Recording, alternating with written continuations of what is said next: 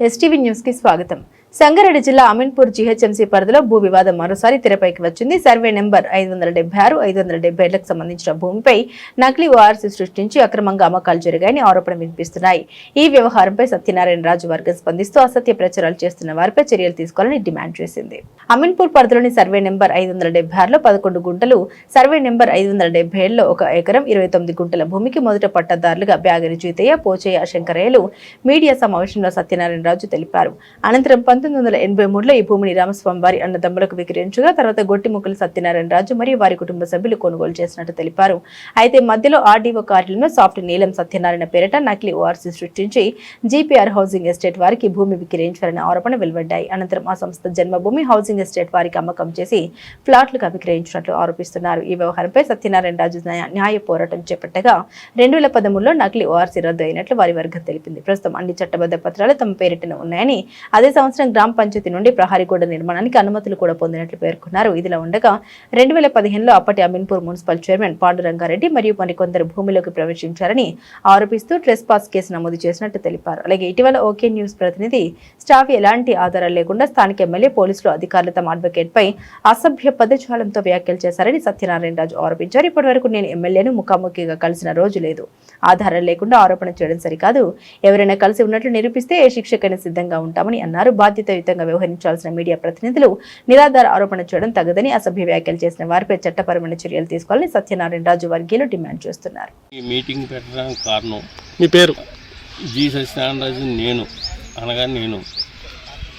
ఒక 5 days ముందు ఒక రిపోర్టర్, ఆవిడ పేరు శ్రావ్య, నాకు ఫోన్ చేసి మీరు ఎక్కడ ఉన్నారన్నారు. నేను హైదరాబాద్లోనే ఉన్నానమ్మా అన్నారు. ఏంటమ్మా అంటే మీరు గలేజీ చేశారు అమీన్పూర్ సైట్ అన్నారు. ఏమమ్మా అలాంటి మాటలు మాట్లాడొద్దు, నా దగ్గర ఎవిడెన్సు, కలెక్షను, దస్తావేజులు, ఒరిజినల్ దస్తావేజులు అన్నీ ఉన్నాయి. కావాలితే మీకు ఎనీ టైం మా ప్లేటర్లు యాదగిరి, విక్రము, హైకోర్టులో వెంకటరెడ్డి గారు ఉన్నారు. మీకు కావాలితే ఎనీ మెటీరియల్ వెళ్ళి కావాలితే వాళ్ళని అడిగి మెటీరియల్ ఇస్తారని చెప్పారు. కానీ ఆవిడ రోగాడాలతో వద్దండి, ఫోన్ పెట్టేయండి, కావాలితే మీరు కోర్టులో చూసుకుందామండి అని చెప్పుకున్నాను. అంతవరకు అది ఒకసారి ఆఫీస్ మళ్ళీ కింద అన్న తర్వాత 3 days బిఫోర్ నా సైట్లోకి 576, 77 RS నెంబర్లోకి వచ్చి ఆవిడ కొంతమంది మరి ఎవరో తెలీదు వాళ్ళని తీసుకుని వచ్చి ఈ సైట్ కబ్జా చేశారని మీడియాలో రుబాబు చేయటం మొదలెట్టింది. ఆవిడ కారణం ఏంటంటే మీరు ఈ సైట్ కబ్జా చేశారని మీడియాలో అనౌన్స్మెంట్ చేయటం జరిగింది. కానీ నా దగ్గర హైకోర్టు స్టే ఉంది. హైకోర్టుకి వెళ్ళారు వాళ్ళు.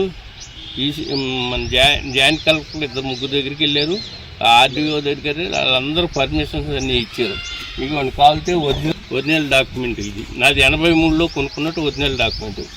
అలాగే పంచాయతీ గోడ కట్టడానికి పంచాయతీ పర్మిషన్ ఇదిగోండి, నేను విత్ ట్యాక్సెస్ పే చేశానండి. అలాగే జాయింట్ కలెక్టర్ గారు ఆర్డర్స్ ఇచ్చింది ఇదిగోండి పర్మిషన్. అలాగే ఆర్డీఓ గారు పర్మిషన్ ఇచ్చింది ఇదిగోండి సార్.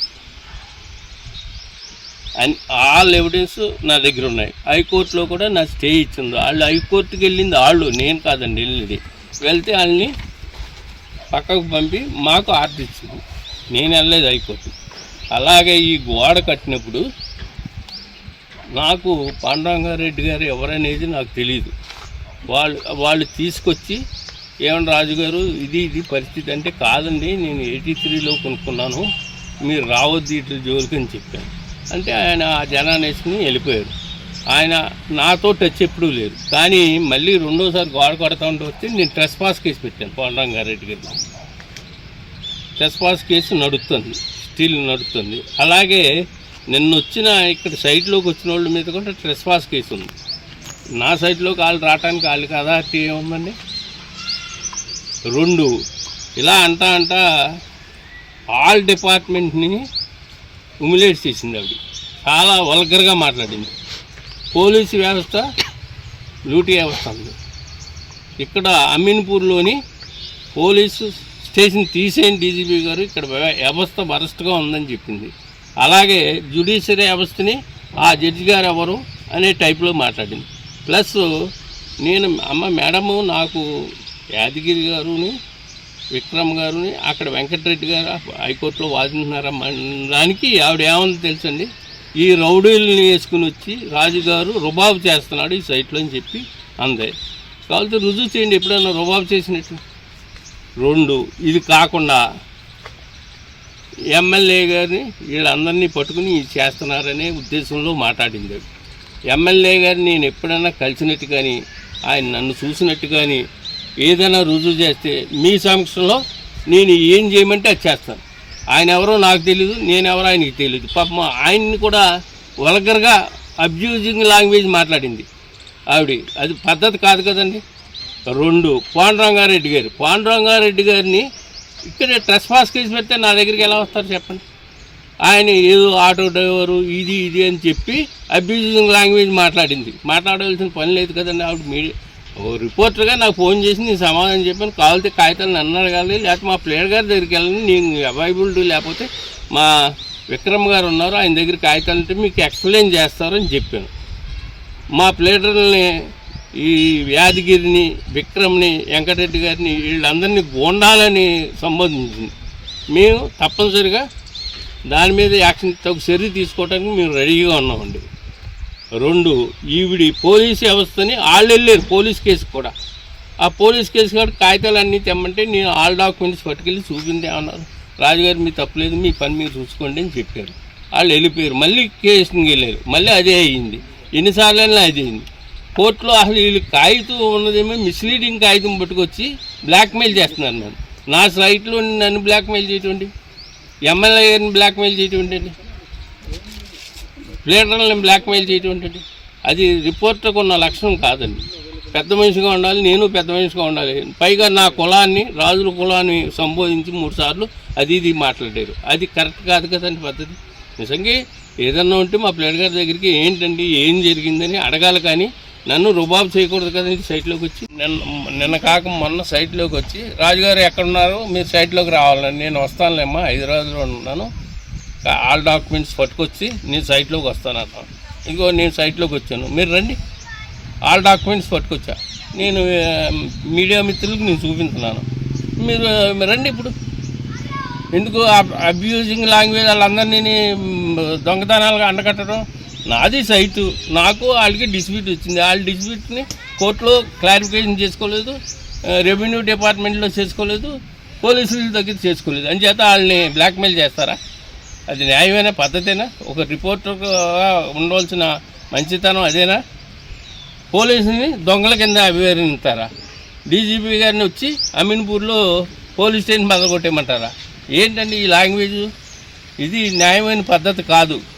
మీరు డాక్యుమెంట్స్ నా దగ్గర ఉన్నాయా లేదని వెరిఫికేషన్ చేసుకుని మాట్లాడాలి మీరు. అంతేకాని రాజుగారు కబ్జా చేసేస్తారా రాజుగారు అంటే అది పద్ధతేనండి?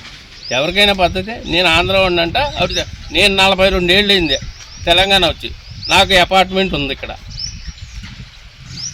నేను ఆంధ్ర ఇప్పుడు ఆంధ్ర వాళ్ళు కొనుక్కోవచ్చు, తెలంగాణ వాళ్ళు మా వైజాగ్ వచ్చి కొనుక్కోవచ్చు, లేకపోతే మాది కాకపోతే నేను మా తెలంగాణ వచ్చి నేను కొనుక్కోవచ్చు, బెంగళూరులో కొనుక్కోవచ్చు. అదేం లాంగ్వేజ్ అండి? రాజులు ఇలా కబ్జాలు చేస్తారా అంటున్నారు. నా కులాన్ని అలా ప్రస్తావించకూడదు కదండి. ఏదన్నా ఉంటే మా ప్లేటర్లకి అంతా క్లారిఫికేషన్ ఇస్తారని 100 సార్లు చెప్పాను. అయినా నన్ను వల్గర్గా మాట్లాడేది. దాని మీద నేను యాక్షన్ తీసుకోవడానికి కూడా నేను రెడీగా ఉన్నాను సార్. దయవుంచి మీరు అందరూ ఇది రిపోర్ట్ చేయవలసిందిగా.